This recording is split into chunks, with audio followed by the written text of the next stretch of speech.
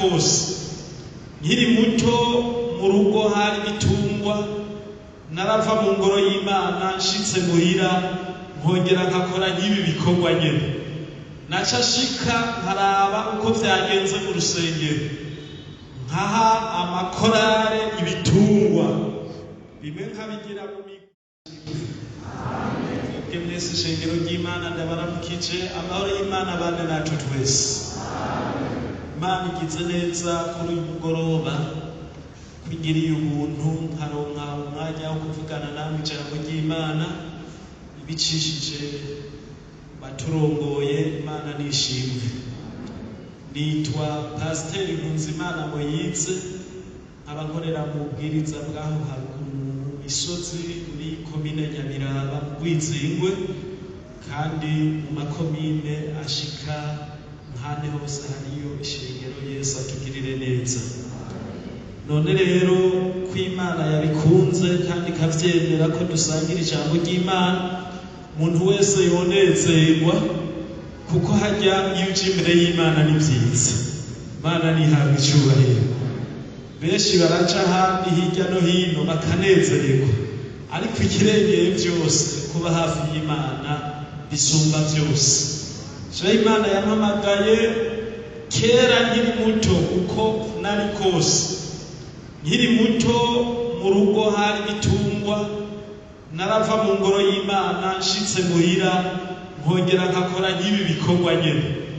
Naca shika nkaraba uko vyagenze mu rusengero, nkaha amakorare ibitungwa bimwe nkabigira mu migwi iyi ikaririmbira Imana nkanezerwa. Yesu nahabwe icubahiro.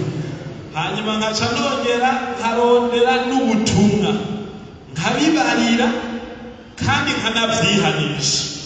Harya ibitungwa hari ibisara, hari ibiza kwiba, hari ibisekana. Naragenda nkatega amatwi, sinzi ko mwe ngotega igitungwa kikababarira. Yesu adufashe.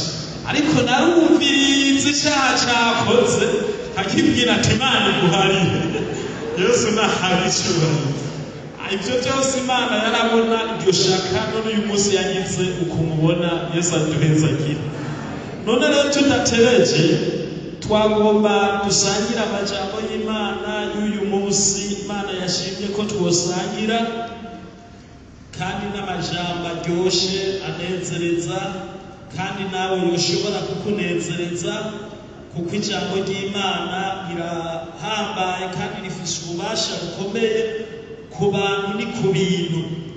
None rero dusome mu gitabo kigira kabiri cyo mu bitabo vya kera canditswe na Mose, cyo Kuvayo igice ca 32. Niho twokura amajambo y'Imana tugiye gusangira. 32 mu gice cyaho umurongo n'uyu wa 30 havuga ngo ku mutwe w'amajambo Mose yongera gusabira Abisirayeli. Bukeye bwaho Mose abarira abantu ati mwakoze icaha gikomeye, none ngira nduge nje kuhoraho, kumbure nobona ingene batangira impongano kubw'icaha canyu. Nuko Mose asubira kuhoraho aravuga ati tegera bwirukiro, abo bantu bakoze icaha gikomeye koko, bicuriye ikigirwamana c'izahabu. Ese icompa ukabaharira icaha cabo? Naho bidashobotse, jewe ufume usibanganya izina ryanje mu gitabo cawe wanditse. Uhoraho yishura Mose ati unjumuye ko wese iwe nzosibanganya mu gitabo canje. Imana itugirire neza. Imana nitugirire neza. Naya majambo y'Imana tugomba dusangire kuri uyu mugoroba. Mu ntumbero yayo dusangira ni kwandikwa n'Imana. Yesu aduhezagire. Kwandikwa n'Imana.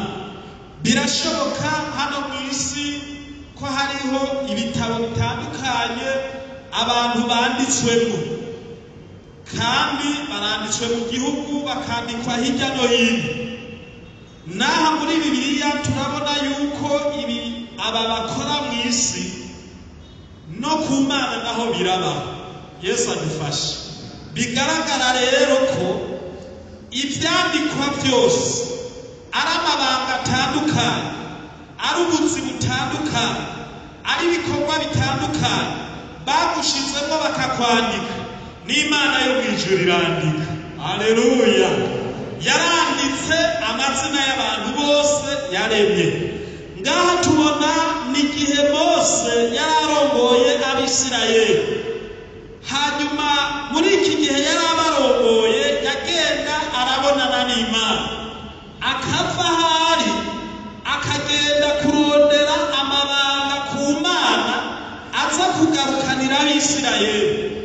Hanyuma agiye Abisirayeli bagasigara ngaho, kandi muri uko gusigara ngaho ko bari bigishijwe, bari baramenye, bari bakwiye gusigara basenga, baririmba, baganira iby'Imana.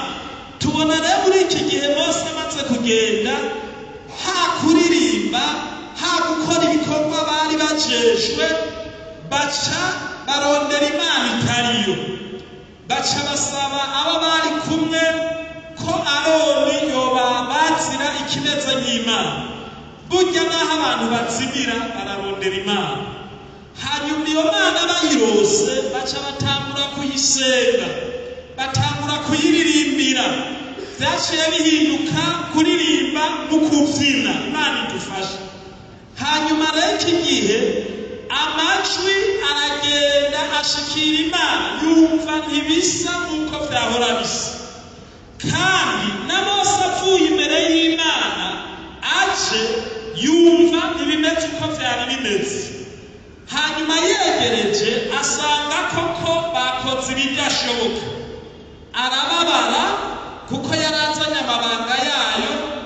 Bivuga ngo amategeko yarazanye ayamena hasi. Imana idufashe.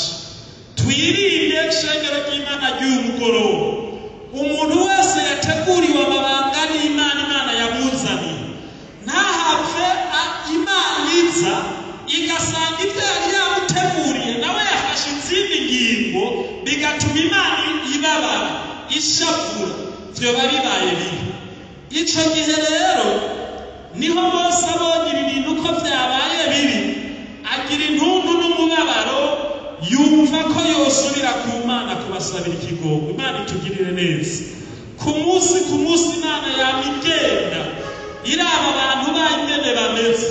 Mpemu yera akaraba, kuko niwe yasigaranye ishengero, akaduga akabwira Imana ati abantu uyu munsi naravye sanga bari mu vyaha, bababaje, bakubabaje. Imana nayo ikarungika yandi mabanga. Mose nawe muri iki gihe niwe yabonetse agenda ku Mana, kuko yari yabonye ko ibyaha bakoze ari ibyaha bikomeye. Nagomba nkubwire, Imana yabonye icyaha cyawe gikomeye wakoze imbere yayo, kandi icyo cyaha Imana yabonye kirakwiye gusabirwa imbabazi, kirakwiye gusabirwa ikigongwe.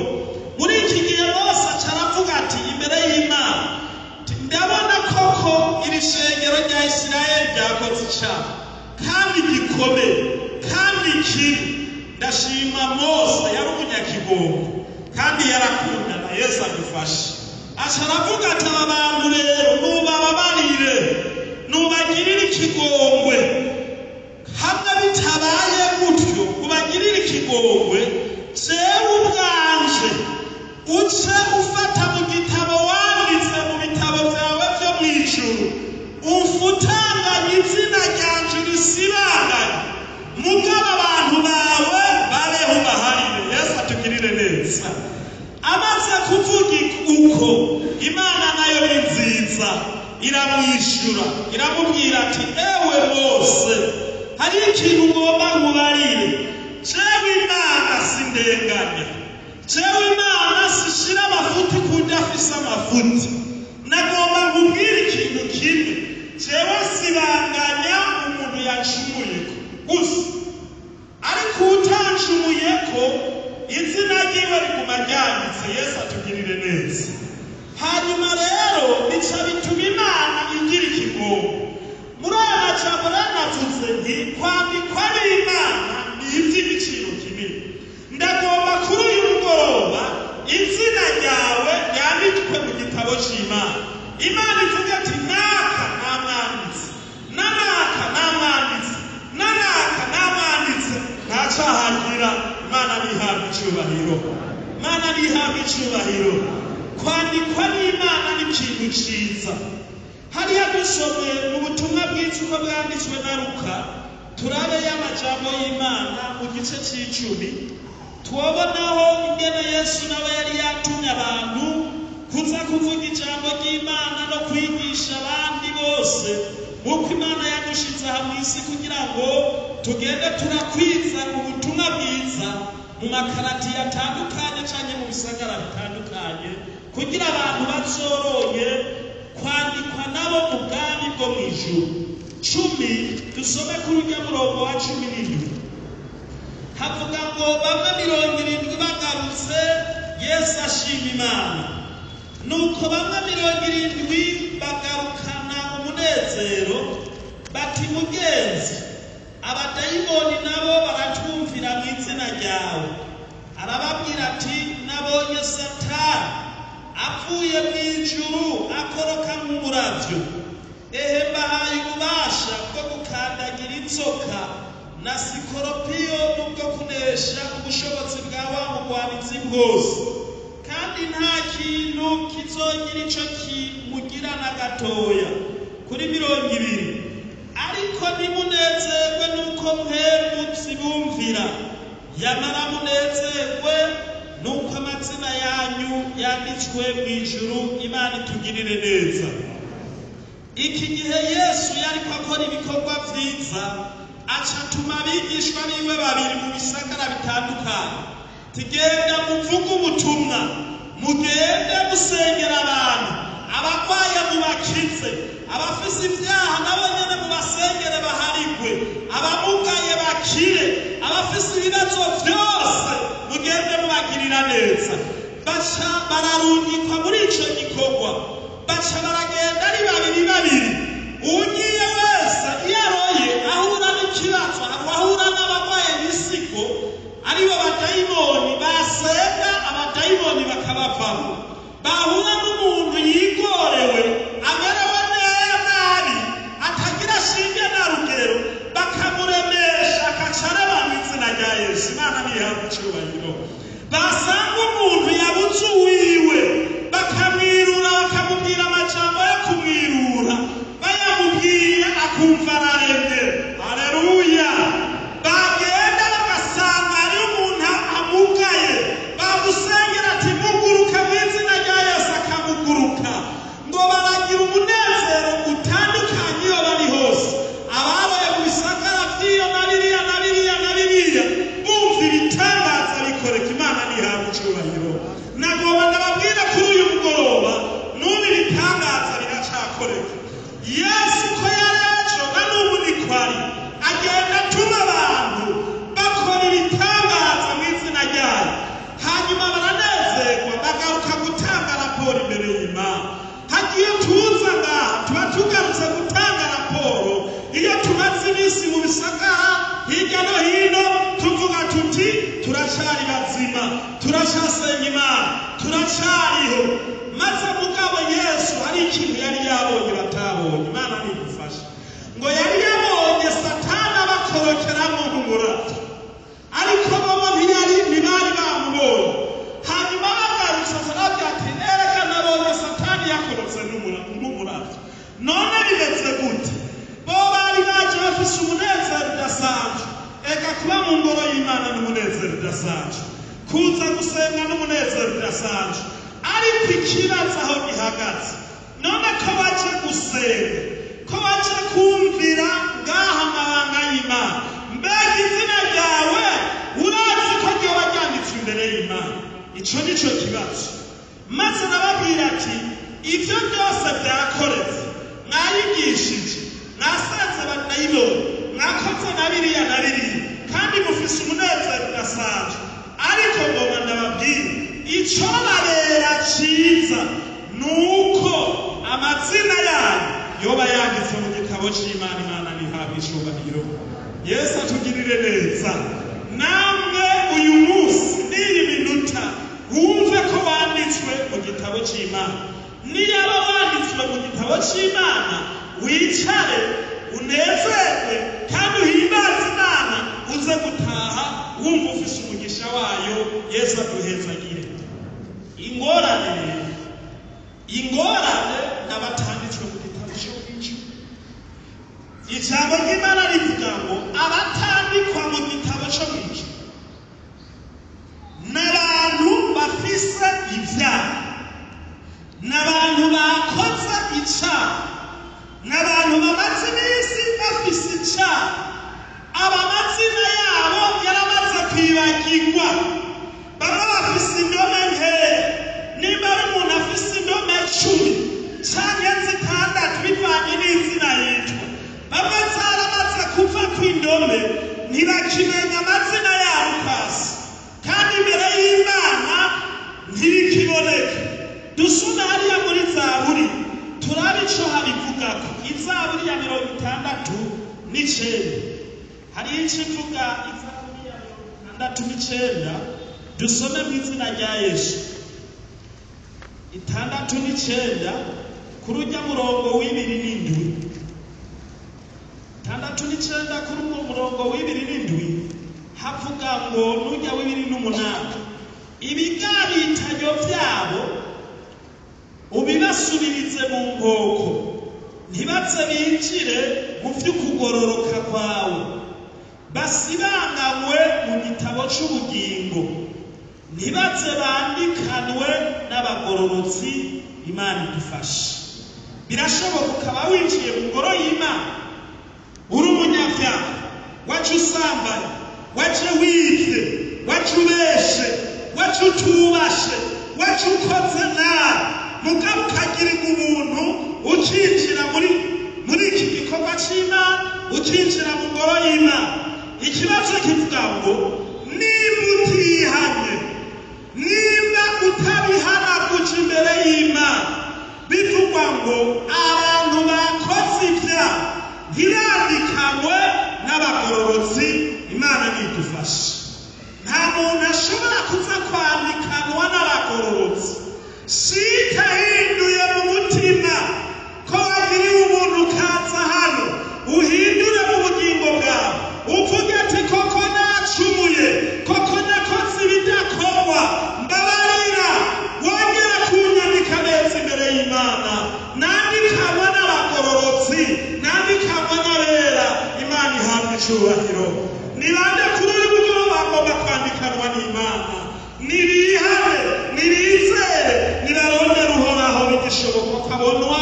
Imana nihabwe icubahiro. Ndabona banditswe Bibiliya yashingiye intara.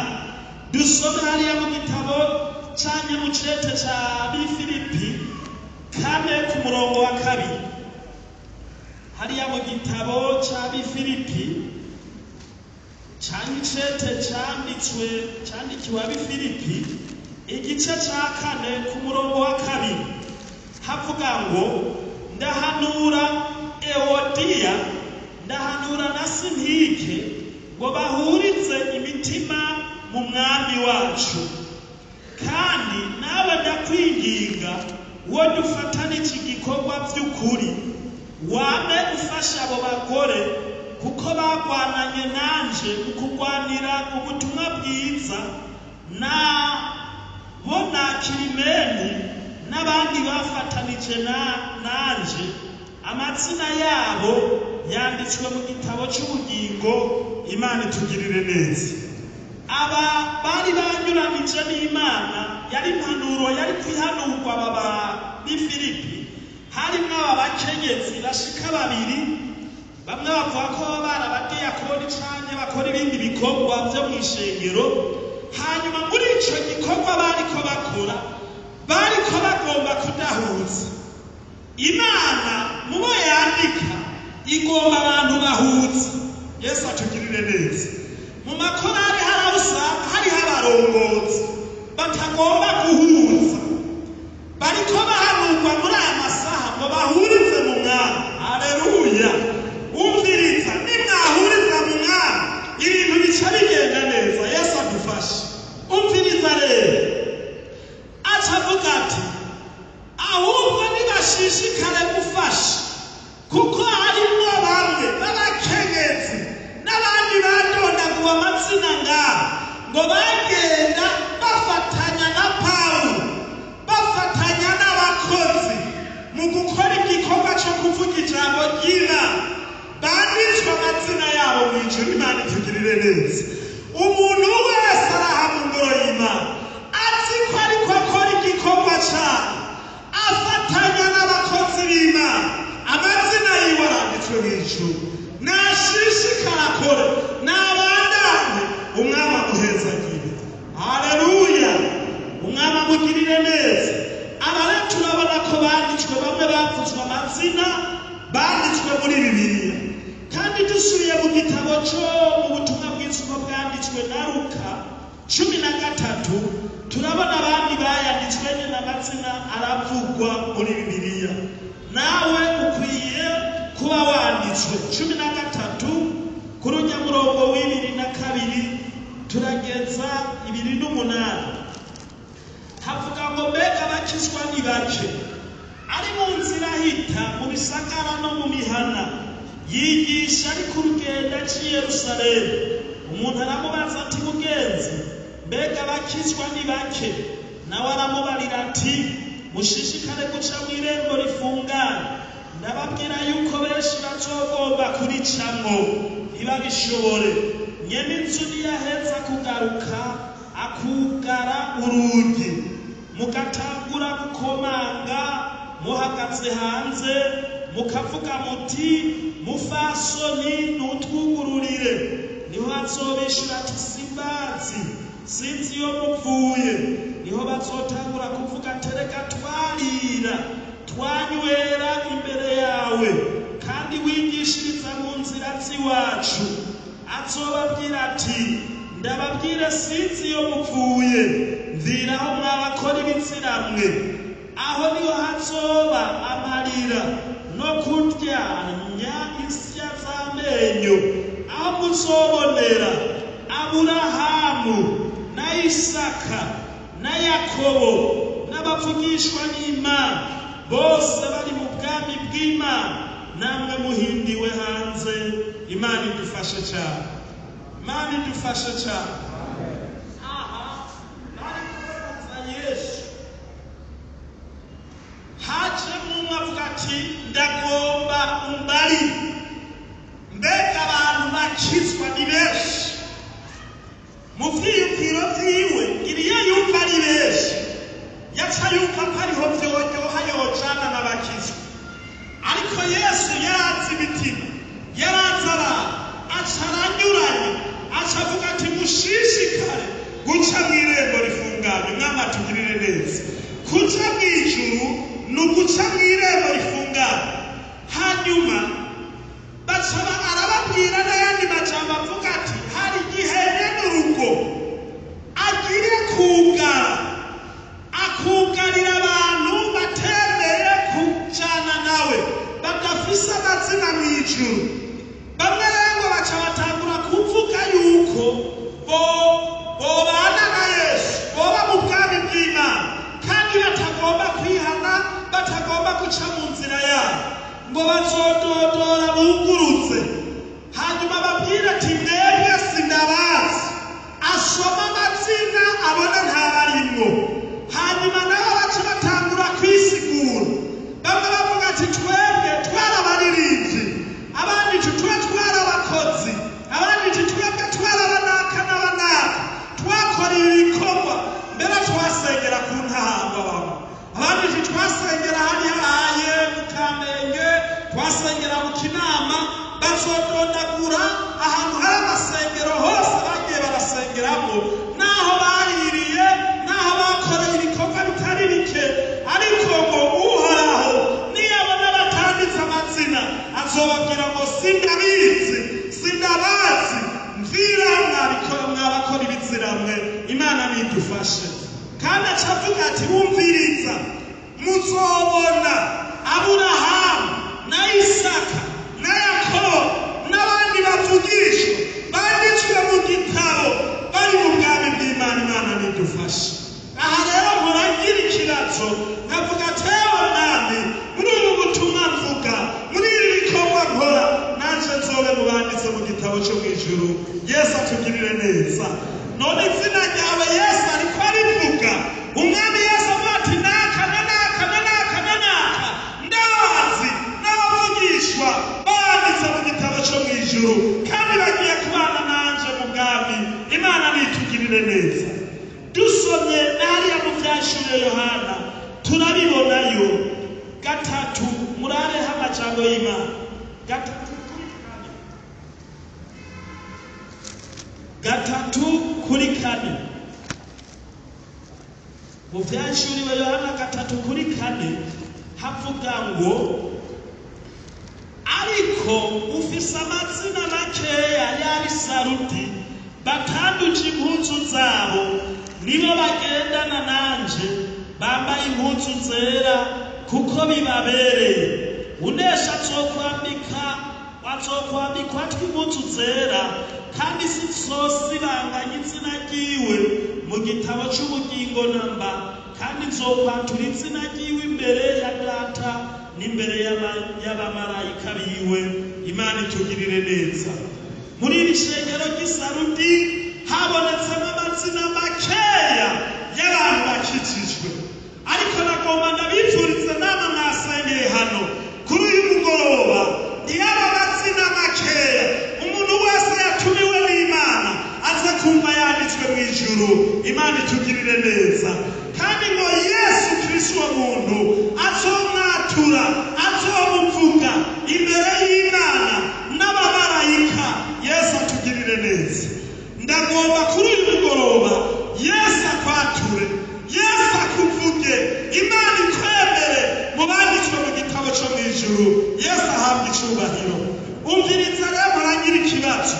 Mana yo mu ijuru umfashe nanje nzobemo mparane nkore uko nshoboye kose sinzobe mu batanditswe kugira ngo nzobane n'abera kuja mu ijuru.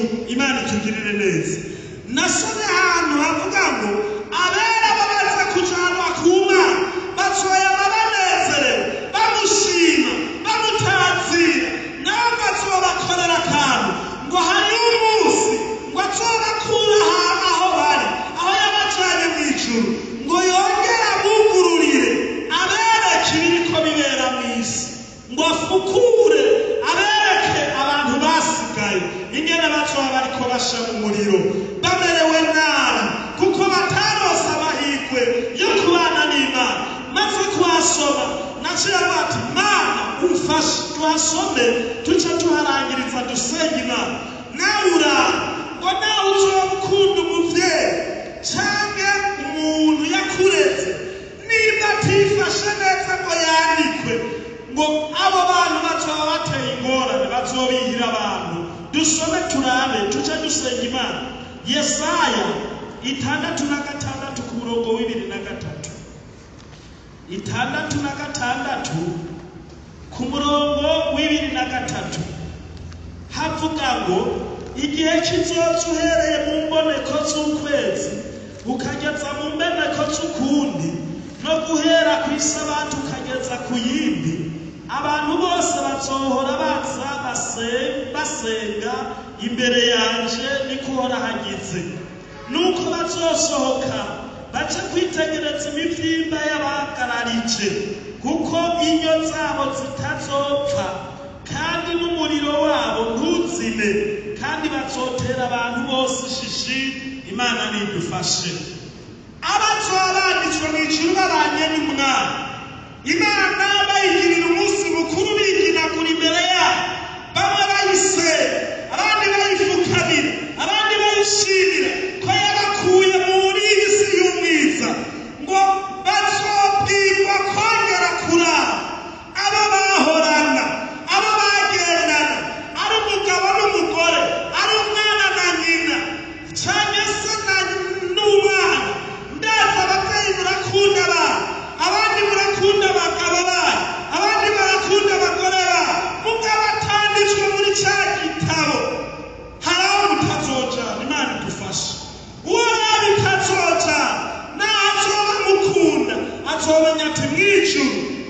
wanje ntiyaca, mw'ijuru mwana wanje ntiyaca, mw'ijuru mushikanje ntiyaca, mw'ijuru hariho uwahora anyigisha ntabona, hariho uwahora aririmba ntabona, hariho twakorana akazi nakunda ntabona, ngo Yesu bariko bamwiginagura ko Imana bayiginagura, ngo azoca babwira ati ngoze kubereka bamwe mwahorana bakandikwa mu gitabo cyo mw'ijuru, murari ingene bamerewe, bari mu muriro, inyo zabo ntizihera kandi umuriro ntuzima, ngo azobugururira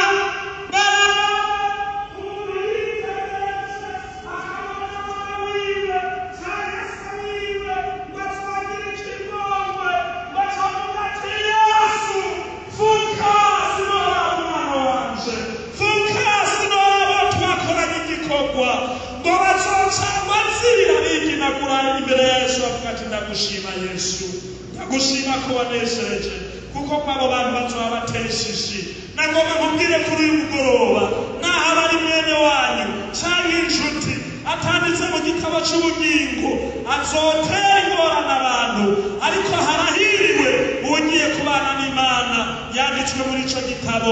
Imana imuhezagire, Imana imugirire neza. Turarangije, nagomba nkubwire none wumva warangije, Imana iragufise, Imana iragushingira intara.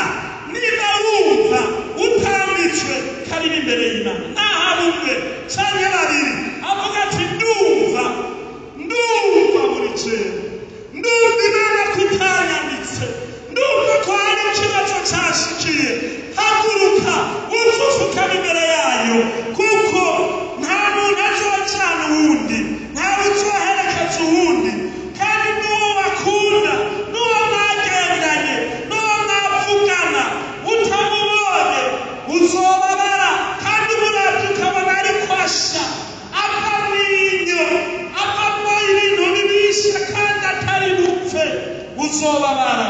Ariko usaba Imana avuga ati Imana mu gitabo ngumemwo nandikwe, Imana nihabwe icubahiro. Twagomba tubasengere, tubashire imbere y'Imana, Imana ibagirire neza.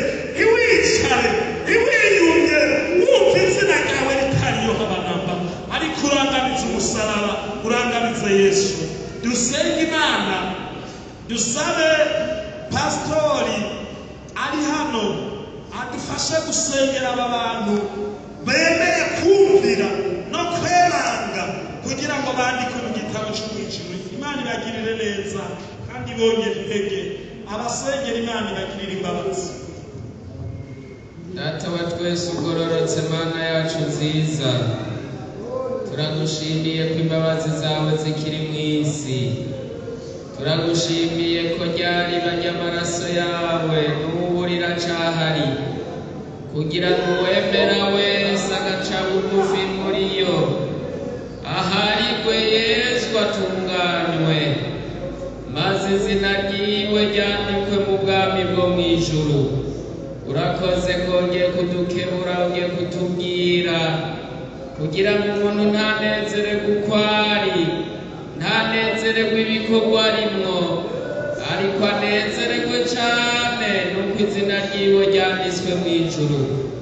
Aba baraje imbere nyonga zawe Mana, murazinanye, mwarabanye muri ino misi, wabonye ibikorwa vyabo, wabonye ivyiyumviro vyabo, wabonye imigabo yabo, wewe yera wamutumye ngo avugane nabo.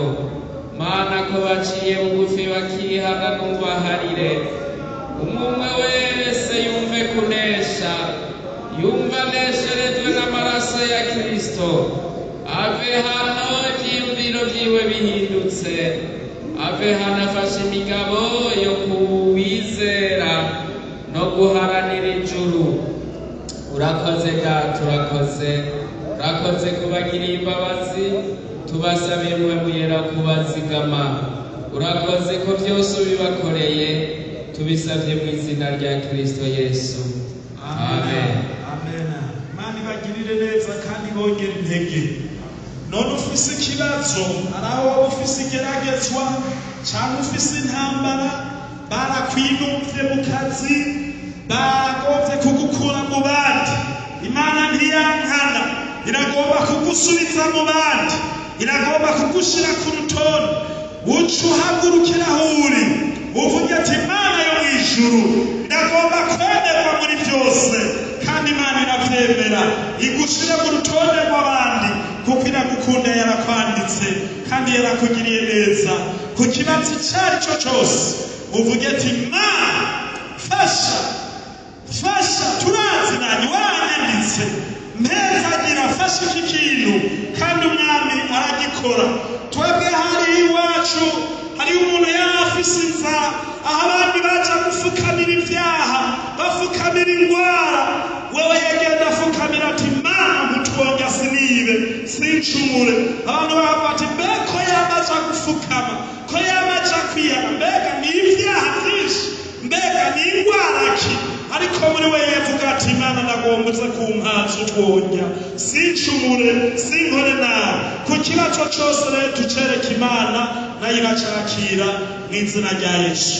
Mana databuja, Mana ugororotse, wavuze urazinanye n'abantu bawe, abo wayanditse amazina, abo wahezagiye.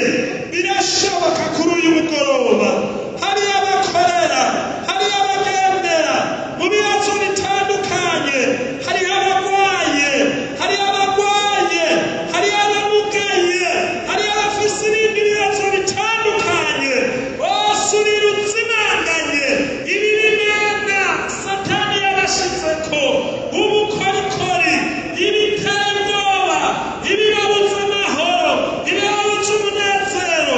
Birashoboka aho babaye, birashoboka mu kazi, birashoboka mu gikorwa, birashoboka mu ndwara, birashoboka aho bari hose.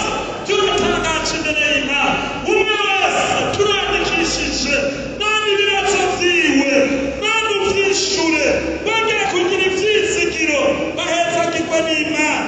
Umuntu azoshinga intahe avuga ati nabonye Yesu, numvise ibindi migenderanire kuri iki na kiriya, kandi bimaze kwandikwa mu ijuru. Ubibishure kandi ubibakorere. Nanje nagushimiye nk'umushumba w'Imburakimazi, wamukoresha nabo bakorere kugira ngo ubugombe bwawe bushitse. Turagushimiye ko byose bikozwe mu izina ry'umwami wacu Yesu Kristo, amen. Umwami abahe byose nk'uko mubisavye mu izina rya Yesu.